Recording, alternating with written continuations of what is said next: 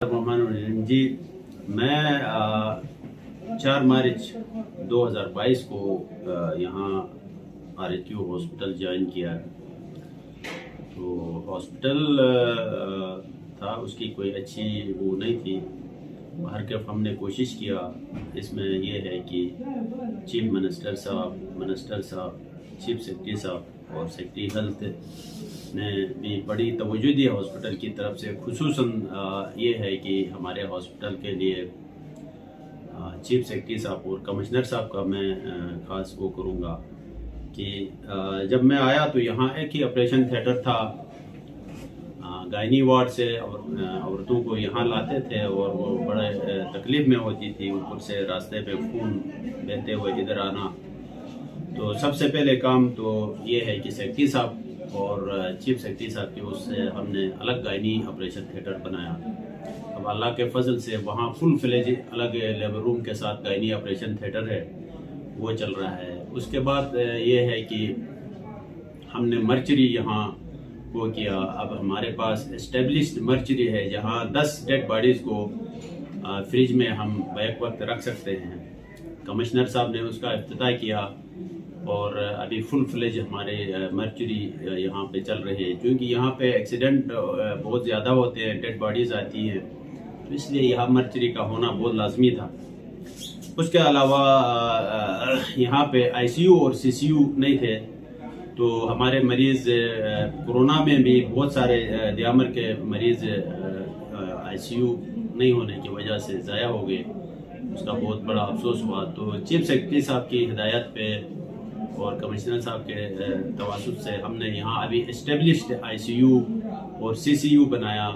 उसके अलावा यहाँ हमने औरतों के लिए वार्ड के अंदर वो रास्ते में नमाज पढ़ती थी, तो वो बड़ा अजीब सा लगता था। क्योंकि दियामर के बारे में मशहूर है, ये बड़ा मजहबी इलाका है। तो हमने औरतों के लिए हर वार्ड में जाए नमाज बनाया, मतलब छोटी सी मस्जिद टाइप की।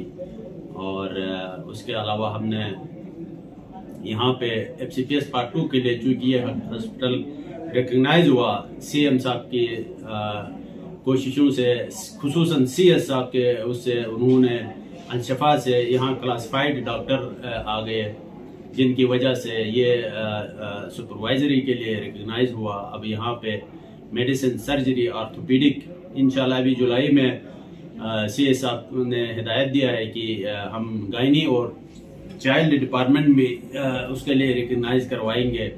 वो विज़िट के लिए हम वो भेजेंगे।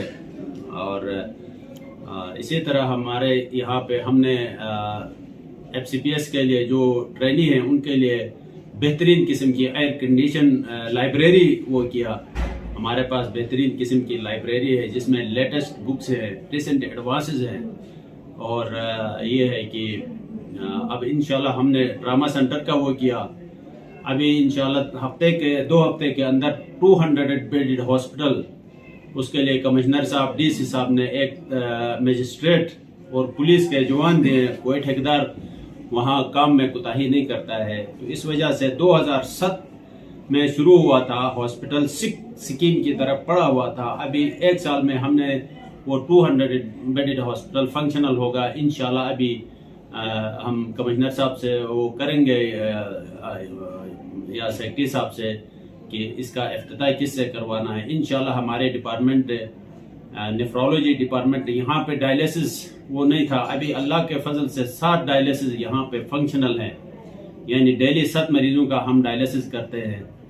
और ये है कि CS साहब ने मजीद हमें 6 डायलिसिस मशीनें इस वक्त हमारे पास पिन पैक पड़ी हुई है। जो 200 बेड हॉस्पिटल है, इंशाल्लाह मैं 2 हफ्ते के अंदर वहाँ एक अलग नेफ्रोलॉजी डिपार्टमेंट बनाऊंगा और ये डायलिसिस मशीनें उधर लग जाएंगी। तो हमारे पास डायलिसिस मशीन और जो डायलिसिस के पेशेंट हैं वो हो जाएगा। उसके अलावा जब मैं आया तो यहाँ पे सेहत कार्ड का कोई सिस्टम नहीं था। अल्लाह के फजल से अभी यहाँ हमारे पास फुल फ्लेज सेहत कार्ड का हमने वो किया है। तकरीबन पिछले साल से अब तक हमने 2 करोड़ का वो सेहत कार्ड पे पेशेंट को मुफ्त दवायाँ, मुफ्त सर्जरी यहाँ पे होती है। तो ये सारा मेरे ख्याल में इस सब का क्रेडिट जो है हमारे जो चीफ मिनिस्टर साहब हैं, मिनिस्टर हेल्थ है, اور سب سے زیادہ چیف سیکرٹری صاحب جن کا ہیلتھ اور ایجوکیشن میں خصوصاً ان کا انٹرسٹ ہے، اللہ تعالیٰ ان کو صحت دے دے، اس کا اجر ان کی اولاد کو دے دے.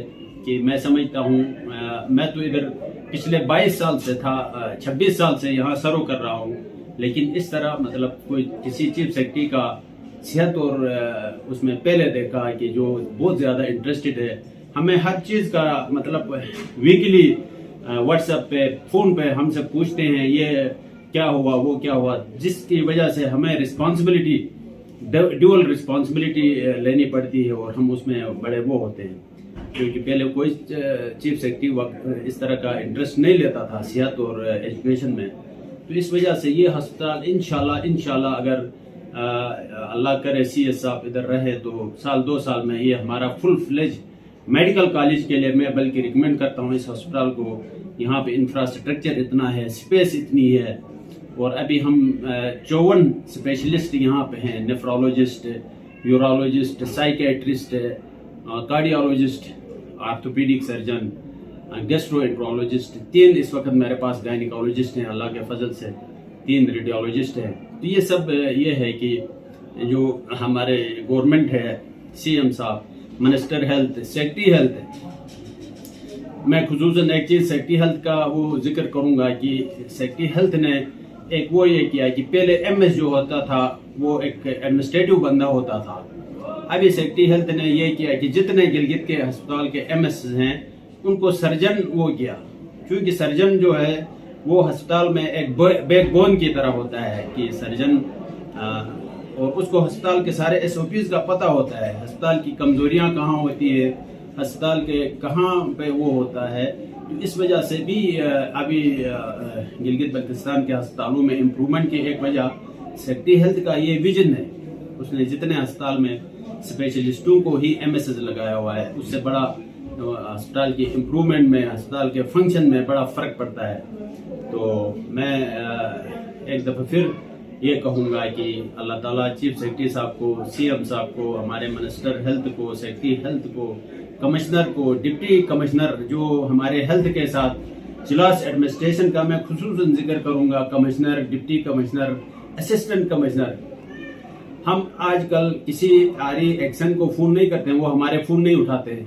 ہم کمشنر کو فون کرتے ہیں، سیکنڈوں میں فون اٹھاتا ہے اور اسی ہمارے ہسپتال کا جو بھی کام ہو اس کو امپلیمنٹ کرواتا ہے.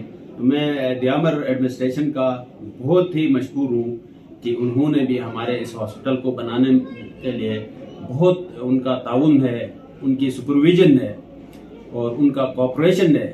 مطلب بڑے اخلاقی انداز میں ہمارے ساتھ بہت کوآپریٹ